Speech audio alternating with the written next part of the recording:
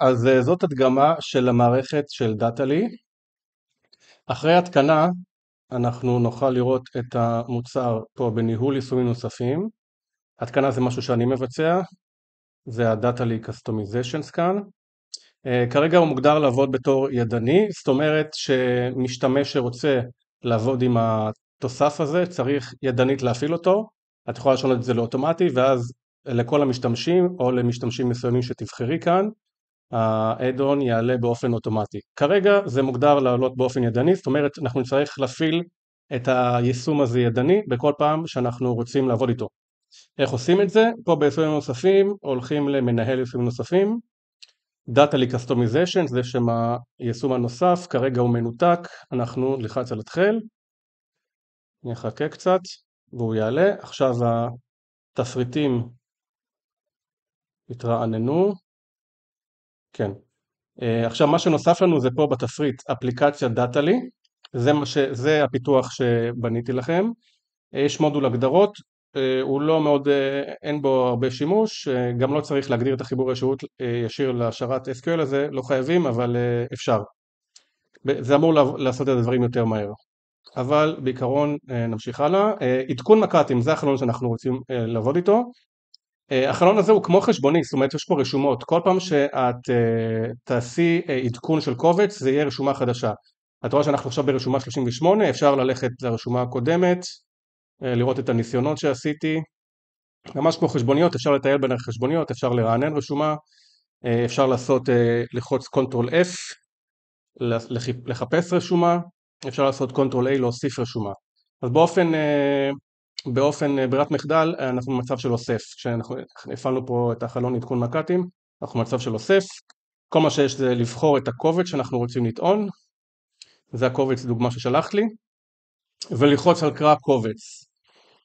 אני אלחץ על הכפתור הזה, זה יפיק את הרשומה החדשה הזאת, עושה כל מיני תחולים, תרגום, קורא, והסתיים.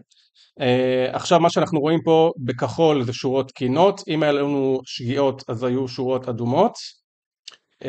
כרגע שום דבר לא השתנה במערכת, שום פריט לא עודכן, פשוט טענו את הקובץ למסך. בואו נסגור את החלון הזה שזה לא יפריע. אחרי הטעינה של הקובץ הזה, אז יש פה רשומה חדשה, מספר 38, יש פה את שם הקובץ ושגיאות. פה אפשר לראות את כל השגיאות שקרו מהפעולה האחרונה שנעשתה, פה אנחנו רואים את ההודעה האחרונה. אז בעיקרון ההודעה האחרונה שהייתה מהקליטה, זה שהיו 4 פריטים, שזה מה שנתת לי בעמדה קובץ, אבל 3 לא קיימים, כי פה אצלי בדאטאבייס 3 פריטים לא קיימים.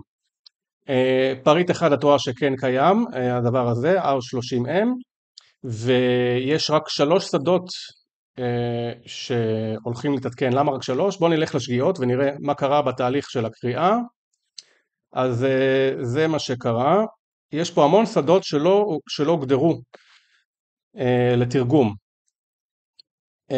זה אחד. דבר שני, רק 3 שדות נמצאו לתרגום, 3 פריטים שלא קיימים, ואז ההודעה של 4 פריטים ורק 3 לא קיימים. אוקיי, אז התרגום של שדות, אנחנו אמרנו שזה יהיה בטבלת משתמש, ופה באמת עשיתי לי טבלה כזאת, קראתי לה באותו השם שאת נתת לי, שזה Items Updates, ופה הגדרתי רק 3 שדות. השדות האלה זה השם באקסל, זה השדה ב-OITM, ואם יש שאילתה אז אפשר להכניס פה את השאילתה, אחרת זה צריך להיות ריק.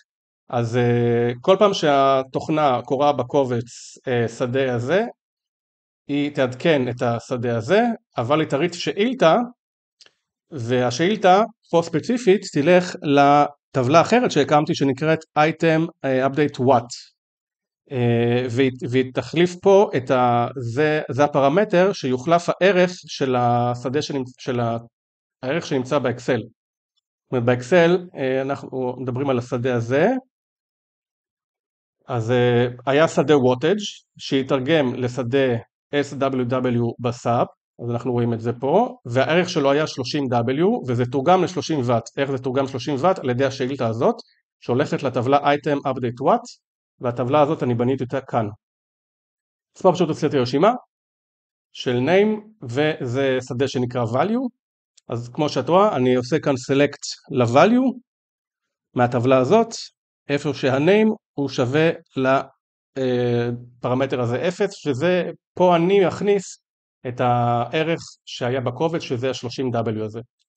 אז זהו, זה התרגומים. את יכולה ככה לתרגם כל שדה שאת רוצה ולהגדיר איזה שדה שאת רוצה. אז זהו, אז זה שורות שלא מיובאות. את רואה פה אין לך V על היבוא בוצע, על השדה הזה אני גם לא יכול ללחוץ על זה. אם יש פה V זה אומר שהיבוא בוצע. כל שורה פה יכולה להיות מיובאת באופן פרטני. אני אלחץ על בצע יבוא לשורה הזאת, ואני אלחץ על הכפתור יבוא שורות שנבחרו. זהו, השורה יובאה, זאת אומרת, השדה הזה, item name, יתעדכן בערך הזה. אפשר להיכנס פה לשדה הזה, ולראות שזה השם. פה הולך להיכנס הוואט, אז אני אשים פה xxx, שמתי את זה בשדה הזה.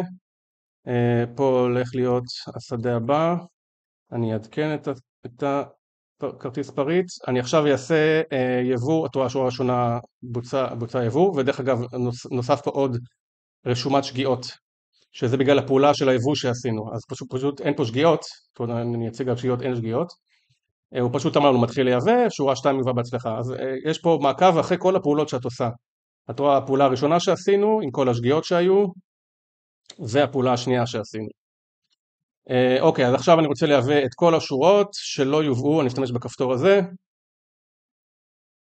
זהו, יובאו שתי שורות, שזה בעצם שני שדות של שני פריטים. פה xxx הזה ו-xxx הזה, אני אעדכן את הרשומה, וזה עודכן לערך שהגדרנו פה.